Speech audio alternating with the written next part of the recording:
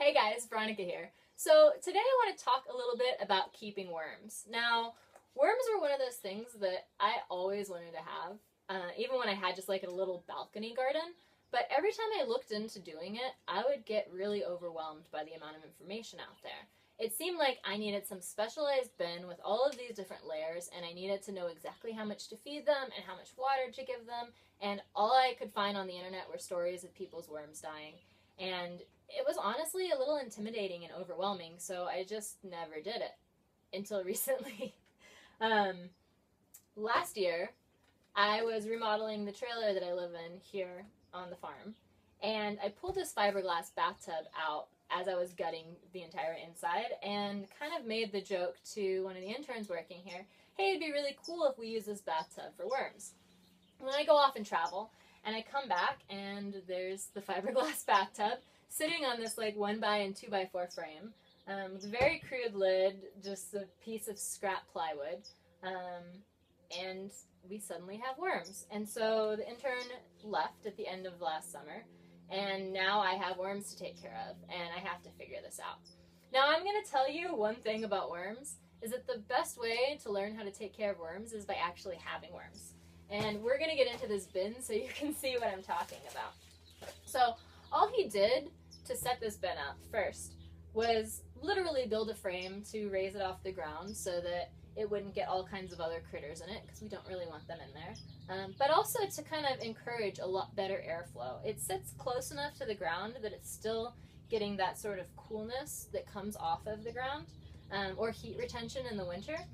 But it also is far enough off that it can drain, the air can go through. There's kind of these half-inch holes that are drilled all along the base and sides of the container so that if it gets too much water, it'll drain out, but we're not losing all of the bedding in the process. So I'm going to just take this lid off so I can show you. The way that I work with these worms is they have this like newspaper bedding. It's literally just shredded newspaper that sits on top of the compost portion. And this kind of helps keep everything insulated. It keeps everything from drying out too quickly. I tend to water the newspaper, so that helps the water sort of drain down into the soil and the soil can absorb it, versus it being just like this soggy, muddy mess. Now, if you've ever seen worms in a garden, you know that they don't really seem to care as much as the internet would have you believe about how wet they are. They just don't like being dry. You don't want to drown them because they just kind of chill when it's just a pile of mud. They have no reason to move. But if you have the right amount of moisture, then they're going to do a lot of work for you. So what I do is I just shred up newspaper into strips. Everyone brings me newspaper and they drop it off in the greenhouse, and then I just shred it up into like this ticker tape confetti parade for my worms, and just kind of, throw it over and freshen it up as I see that it's needed. And that will get watered to a point where the dampness needs to be like a wrung out sponge. And you hear that a lot. If you don't know what a wrung out sponge feels like, go get a sponge and get it really wet and wring it out and hold it in this hand, and then hold your newspaper in this hand until they feel the same. And literally, like, it is an identical feeling, minus like the actual texture, but the amount of wetness that this newspaper should have will feel like that sponge. Like, there's very easy ways to figure these things out. So I just kind of move this newspaper aside, and then you'll see, getting down into this, that there's all of this, what looks like soil or compost, because some of it is.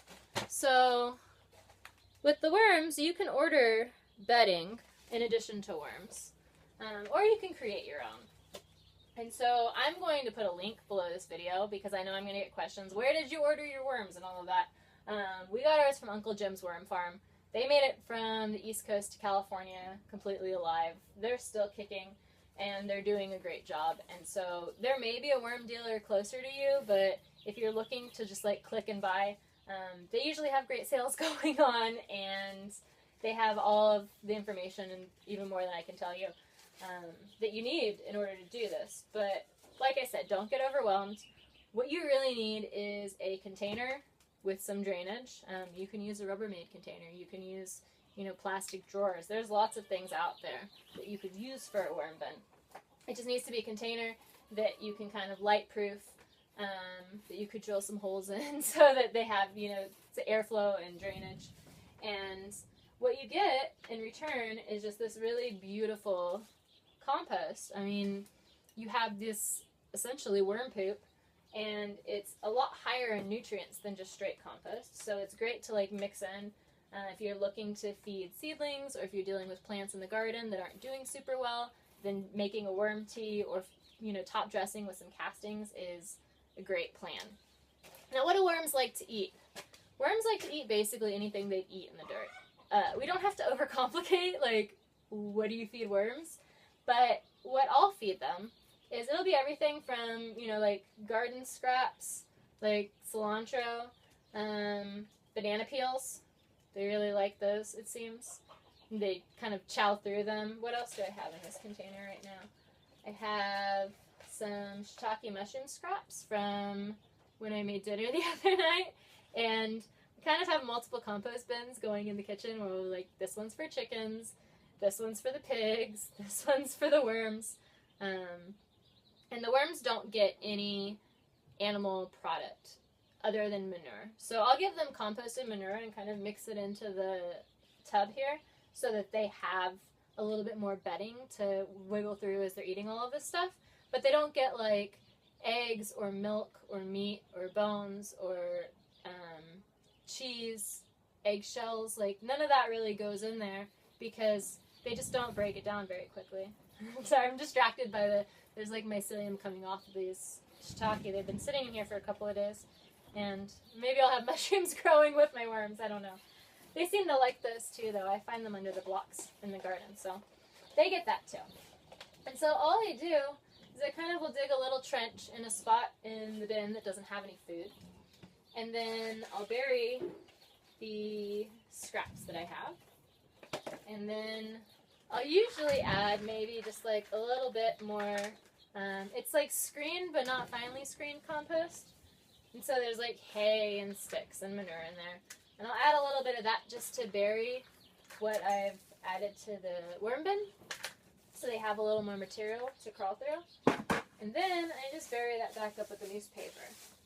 Now I do this in sections so that when I let like a week go by and the worms have kind of moved into that space because they see that there's food there, or they are able to sense that there's food there, then I can go to whatever space they were in last, which will be one of these sides, because that's where I put the food last time.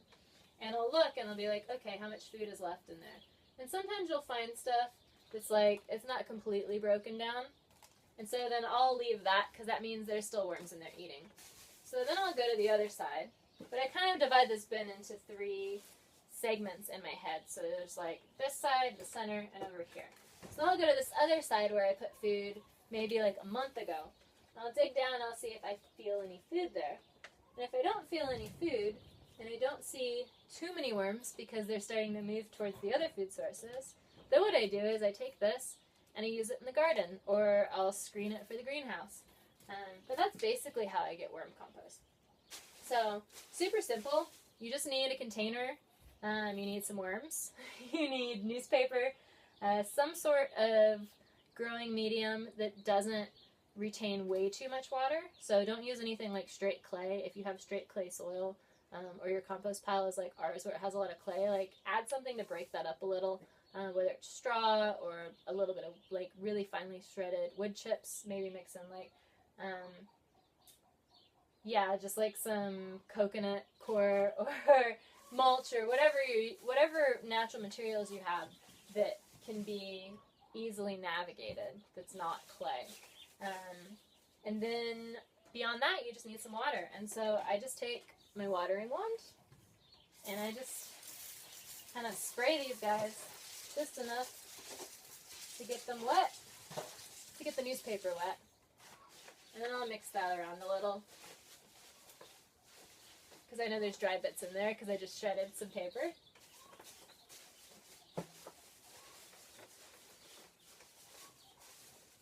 Then I give it a little more water.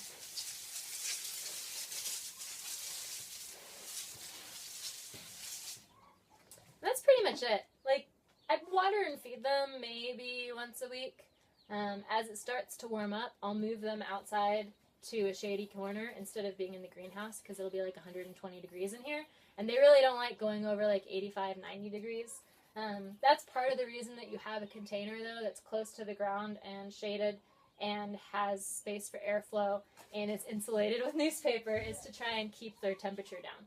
So that's pretty much it as far as just like basics of having a worm bin. You can definitely give them more material than this, more space than this to feed. Like, you can have a worm bin as big as you can possibly imagine. I've seen ones that are really massive and take up like an airplane hangar size gross space, in the commercial operations at least. And you can have a really small one too that's just, you know, a couple of buckets that you maybe punch some holes in, or a couple of like storage containers. Or you can use bathtub like I do. But don't get too bogged down in like the technicalities of how you think something needs to be done. Just go and do it, and then kind of, you know, figure out like where the problems are as you go, and just, you know, learn from doing it. That's the best advice that I can give you. If you like this, hit the subscribe button. Feel free to ask me any questions in the comments below. I can't promise that I'll know the answer, but I sure as heck can try to help you out. And follow me on Instagram at Flavor Kit, because there's lots of gardening and cooking and baby goats over there. So until next time, happy gardening!